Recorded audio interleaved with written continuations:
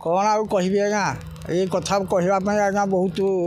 मन उल्लासित उठू भय आसूँ एठू 2-3 मास है पुओ मोर एक्सीडेंट रे से ड्यूटी कर पार गोड़े चली पार ना किंतु आमको भी विभिन्न प्रकार स्वप्न बहुत प्रकार हुए माँ को आविर्भाव है किंतु आम एत विश्वास कर पार हाँ माँ आसिक आम जगार आमको आम पूजा पाठ करूँ कौन करूँ बोले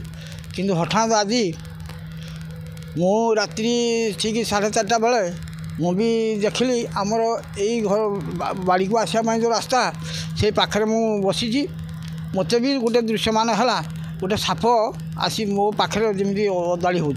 आज्ञा भयर भीत हो गली किंतु सी यही गली बाट दे आमर यही आड़ को पलि आसला बोली जहाँ प्रभु गले मत आउ कामिड़ी ना कि ना या भाविकी मु रही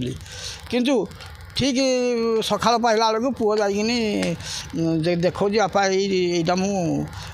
ये करूँ से जगटा को सफा सुतरा करा बाड़ दी बोले खोलुली कि हठात ये मूर्तिटा मिलला तेणु आमर आज्ञा सेटा को विश्वास हो जहाँ आगु जो येटा आसू सूचना मिलूला आज प्रत्यक्ष माँ बोधे दर्शन कले आमको मु आज कौन हो सकाल 6 रु जिते कुड़ाकुड़ी कली तापर आमर जो ये गात फात खोल ठाकुर प्रतिमूर्ति कहले पितलर गोटे मूर्तिटे खोलाखोली कलापर मिलला लोक मान को देखली देखला तार जो स्टांड तल स्टांड फिसटा पुणी थे खोलला माने मिलला लोक मैंने आसी ठाकुर स्थान ये कर